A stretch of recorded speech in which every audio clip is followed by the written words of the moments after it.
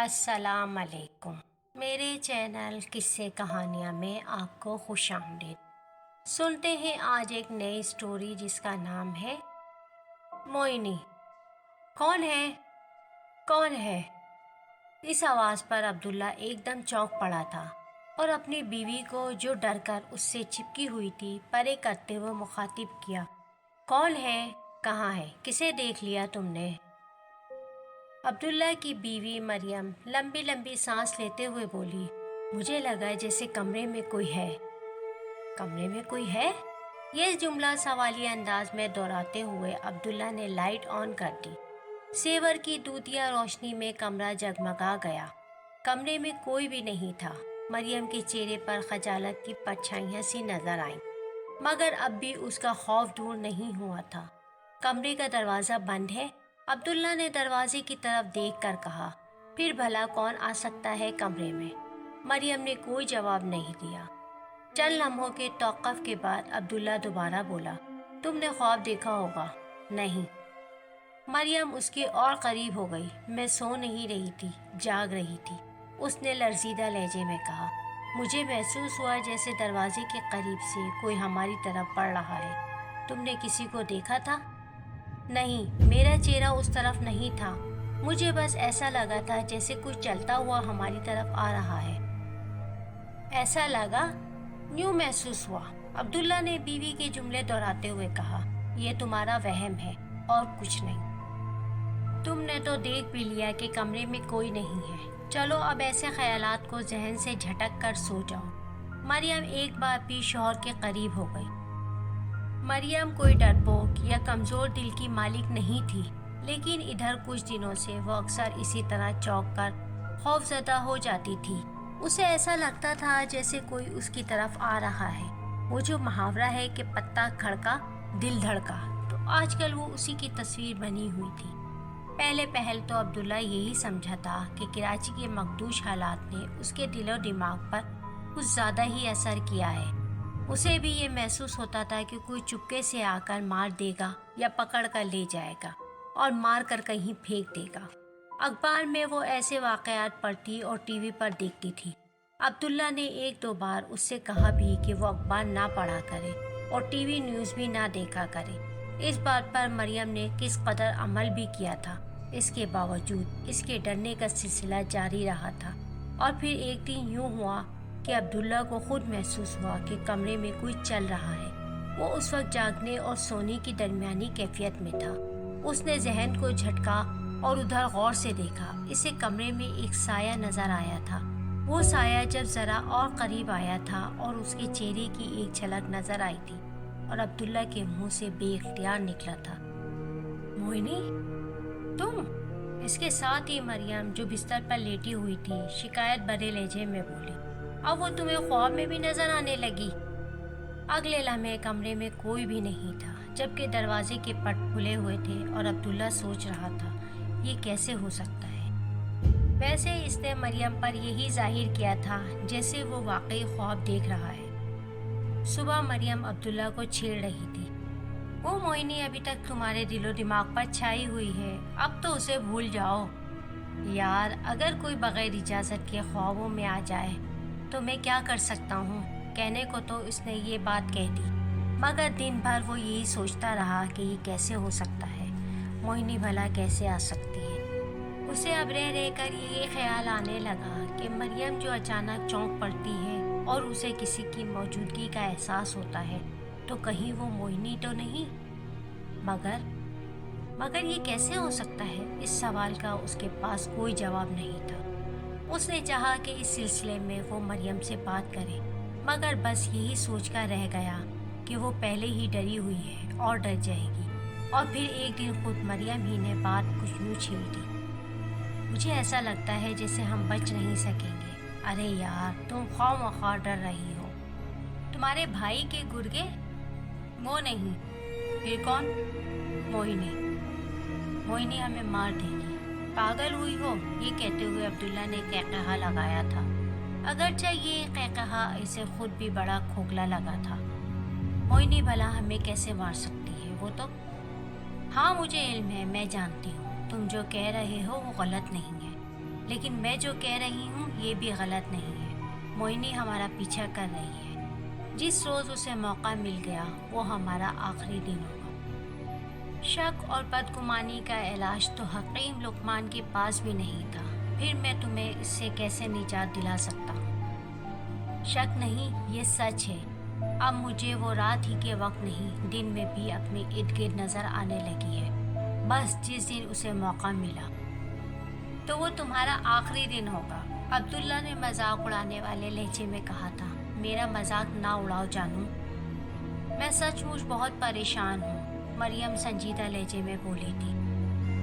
سچ بات تو یہ ہے کہ سنجیدہ تو عبداللہ بھی تھا۔ اسے خود بھی اب یقین ہونے لگا تھا کہ موہنی ان کا پیچھا کر رہی ہے، اور جس دن اسے موقع ملا وہ انہیں مار ڈالی۔ موہنی عبداللہ کی پہلی بیوی تھی، اپنے نام کی طرح من موہنی شکل و صورت کی مالک۔ وہ ہر طرح سے اچھی تھی، بس اس میں خرابی یہ تھی کہ شادی کے کئی سال گزرنے کے باوجود وہ ماں نہیں بن سکی تھی، اپنے شوہر کو باپ کا درجہ نہیں دے سکی تھی۔ لہٰذا عبداللہ نے اس کا علاج یہی سوچا کہ اسے دوسری شادی کر لینی چاہیے، اور پھر اسی دوران میں عبداللہ اور مریم کے درمیان محبت کا چکر بھی چل گیا۔ اس نے موہنی کو بھی یہی سمجھانے کی کوشش کی اور اس سے دوسری شادی کی اجازت مانگی۔ تم کو میری طرف سے 1 نہیں 2 3 4 شادیوں کی اجازت ہے، مگر کیا؟ پہلے تم مجھے طلاق دے دو، موہنی نے بہت آسان سے کہا تھا۔ یہ طلاق کا مسئلہ بڑا ٹیڑھا تھا۔ حق مہر عبداللہ کی استطاعت سے بہت زیادہ تھا۔ چونکہ موہنی کے بھائی بڑے پیسے والے خوشحال لوگ تھے، اس لیے انہوں نے اپنی حیثیت کے پیش نظر اپنی بہن کا ٹھیک ٹھاک مہر رکھوایا تھا۔ اتنی بڑی رقم وہ کہاں سے لاتا؟ اس لیے وہ عجیب کشمکش میں مبتلا تھا۔ دوسری طرف مریم کا یہ تقاضا بڑھنے لگا کہ اگر تم نے نکاح میں زیادہ دیر لگائی تو کوئی اور میری ڈولی اٹھا کر اپنے گھر لے جائے گا۔ بہت سوچ بچار کے بعد عبداللہ نے یہی فیصلہ کیا کہ موہنی کو بڑی خاموشی کے ساتھ راستے سے ہٹا دینا چاہیے۔ پھر ایک رات اس نے موہنی کا گلا دبا کر اسے مار دیا اور قبرستان لے جا کر ایک پرانی اور ٹوٹی پھوٹی قبر میں اس کی لاش پھینک دی۔ پھر اس کے ذہن میں آیا کہ اگر دن کے وقت کسی نے اس کی لاش دیکھ لی تو؟ یہ سوچ کر اس نے سوکھے پتے اور لکڑیاں جمع کر کے اس قبر کے اندر ڈالی تھی اور پھر پیٹرول کے ذریعے اس میں آگ لگا دی اور چپکے سے وہاں سے کھسک گیا۔ جب آگ کے شعلے بلند ہوئے تو کچھ لوگوں کو خبر ہوئی، مگر وہ مارے خوف کے قبرستان میں جا کر آگ نہ بجھا سکے۔ اللہ کے معاملے میں ہمیں دخل نہیں دینا چاہیے، یہ عذاب قبر ہے، کسی کو اس کے گناہوں کی سزا دی جا رہی ہے۔ یہ سوچ کر کوئی قبر کے قریب نہیں گیا تھا۔ البتہ صبح کو گورکنوں نے اس قبر کو تازہ مٹی ڈال کر بند کر دیا تھا۔ عبداللہ نے موہنی کے بارے میں یہ مشہور کر دیا تھا کہ وہ کسی کے ساتھ گھر سے بھاگ گئی ہے، مگر اس کے بھائیوں نے اپنی بہن کے خلاف یہ الزام ماننے سے انکار کر دیا تھا اور تھانے جا کر رپورٹ لکھوائی تھی کہ ان کے بہنوں نے ان کی بہن کو قتل کر دیا ہے، لیکن سر توڑ کوشش کے باوجود پولیس کو کوئی ثبوت نہیں ملا تھا۔ اور پھر کچھ دنوں کے بعد جب یہ معاملہ ٹھنڈا ہو گیا تھا تو عبداللہ نے مریم سے دوسری شادی کر لی تھی۔ یہ بات صرف اس کی پرانی محبوبہ اور نئی بیوی مریم کو معلوم تھی کہ موہنی کہیں بھاگی نہیں۔ عبداللہ نے اسے زندگی سے اتنی دور بھگا دیا ہے جہاں سے وہ کبھی واپس نہیں آ سکے۔ مریم سے شادی کے بعد عبداللہ کو موہنی کے بھائیوں کی طرف سے ہر وقت یہ خوف لگا رہتا تھا کہ کہیں وہ اپنے انتقام کی آگ بجھانے کے لیے اسے اور مریم کو قتل نہ کروا دے۔ لہٰذا وہ ایک روز چپکے سے اپنا علاقہ اور گھر چھوڑ کر مریم کے ساتھ لاہور چلا آیا۔ اس کا خیال تھا کہ لاہور ایک بڑا شہر ہے، اس کے پنڈ جیسا چھوٹا سا علاقہ نہیں، یہاں ہم دونوں میاں بیوی بے کھٹکے رہ سکیں گے۔ یہاں اسے ایک بہت اچھا ٹھکانہ مل گیا تھا۔ جس فیکٹری میں اسے کام ملا اس کے مالک نے اسے ایک 3 منزلہ عمارت کی اوپری منزل پر اسے ایک فلیٹ دلوا دیا تھا۔ مالک کی فیکٹری یہاں سے قریب ہی تھی اور وہ ہر وقت مالک کو دستیاب ہو سکتا تھا۔ مریم بھی یہاں آ کر بہت خوش تھی کہ اب اچانک ہی موہنی کی روح یا پھر بدروح کی آمد और उन्हें दिखाई देने का सिलसिला शुरू हो गया था। उस रात वो दोनों पड़ोस में होने वाली छोटी सी तकरीब में गए थे। वापस आए तो देखा फ्लैट का दरवाज़ा खुला हुआ है। दोनों यही समझे थे कि उनकी गैर मौजूदगी में चोर घर का सफाया कर गया है, मगर जब अंदर दाखिल हुए थे तो घर की हर चीज़ मौजूद थी। अपने कमरे में गए थे तो बत्ती जल रही थी और उनके बेड पर कोई लेटा हुआ था। कौन हो तुम?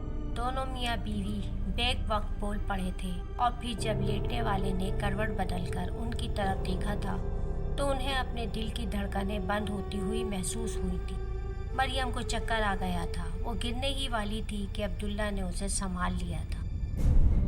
और फिर जो उनकी नज़र पलंग पर गई थी तो वहाँ कोई भी मौजूद नहीं था। मरियम को जैसे ही होश आया उसने पूछा था, वो मोइनी कहाँ गई? गायब हो गई। अब्दुल्ला ने खौफज़दा लहजे में जवाब दिया था, ये घर अब हमारे रहने के काबिल नहीं रहा, इसे छोड़कर कहीं और चलो। मरियम ने डरी हुई आवाज़ में कहा। इस नए इलाके और नए फ्लैट में शिफ्ट हुए इन्हें अभी कुछ दिन ही हुए थे कि एक रात जब वो बेखबर सो रहे थे कि कमरे में अचानक जैसे एक धमाका हुआ था। दोनों हड़बड़ाकर उठ बैठे थे और उनकी नज़र कमरे के वसत में खड़ी मोहिनी पर पड़ी थी। मुझे गौर से देखो, आंखें फाड़ फाड़ कर देखो, मैं मोहिनी ही हूँ, कोई और नहीं। मोहिनी की बदरू या भूत जो इस वक्त मुकम्मल इंसानी पैकर में था कह रहा था, मोहिनी हमें माफ़ कर दो, खुदा के वास्ते हमें माफ़ कर दो। अब्दुल्ला ने लरज़ीदा आवाज़ में कहा था, यहाँ से चली जाओ, तुम लोगों का जुर्म माफ़ करने के काबिल नहीं, और अब मैं यहाँ तुम लोगों को अपनी झलक दिखाकर वापस जाने के लिए नहीं आई हूँ। तुम लोगों ने मुझे जिस बेदर्दी से मारा था और मैंने नहीं। मरियम ने फ़ौरन ही क़तई कलामी करते हुए कहा था, इसने मारा है तुम्हें, तूने नहीं मारा, लेकिन तेरी वजह से तो मारा। मैं तुझे भी नहीं छोड़ूंगी। इतने दिनों तक जब तुमने हमें नहीं मारा तो अब क्यों मारना चाहती हो? अब्दुल्ला ने हाथ जोड़कर कहा, खुदा के लिए हमें माफ़ कर दो।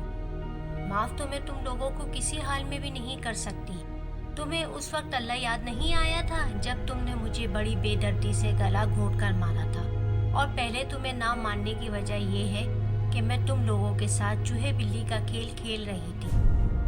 तुम्हें खौफ और दहशत में मुब्तला करके तुम लोगों का सब्र सुकून तहबाला कर रही थी, वरना मैं पहली मुलाकात ही में तुम लोगों का काम तमाम कर सकती थी, मगर मैंने ऐसा नहीं किया, क्योंकि मैं जिस इंतकाम की आग में जल रही हूँ तुम लोगों को इसी आग का ईंधन बनाना चाहती हूँ। जिस तरह तुमने मुझे मारा है मैं भी इसी तरह तुम्हें मारना चाहती हूँ। मुझे गला दबाकर मारने के बाद भी तुम्हें सुकून नहीं मिला था, इसलिए तुमने मेरे मुर्दा जिस्म को भी जलाकर राख कर दिया था। इतना कहकर वो चंद लम्हों के लिए रुकी थी। इसने दोनों पर नज़र डाली थी। उनका रंग फक था, सारा बदन दहशत से कांप रहा था। उनकी इस कैफियत से गोया लुत्फ लेते हुए वो बोली थी, तुम लोगों ने तो मुझे मार कर जलाया था, लेकिन मैं तुम्हें जिंदा जलाऊंगी। नहीं नहीं मोहिनी नहीं। वो दोनों रोते हुए गिड़गिड़ा रहे थे, मगर मोहिनी ने उनकी इल्तिजा पर कोई तवज्जो नहीं दी थी। अगले लम्हे वो सर से पैर तक आग में जलते हुए पैकर में तब्दील हो गई थी और इसी हालत में उन दोनों की तरफ बढ़ी थी। इस फ्लैट में लगने वाली आग पर काबू पाना बहुत मुश्किल था। फायर फाइटर्स ने बहुत कोशिश की थी, मगर नाकाम रहे थे। इस फ्लैट की हर चीज़ और इसके रिहायशी जलकर खाक हो चुके थे। बाद में इस आतिशज़दगी की वजह शॉर्ट सर्किट को करार दिया गया था। अगर आज की स्टोरी आपको पसंद आई है तो वीडियो को लाइक करके अपने दोस्तों और जानने वालों से ज़रूर शेयर करें।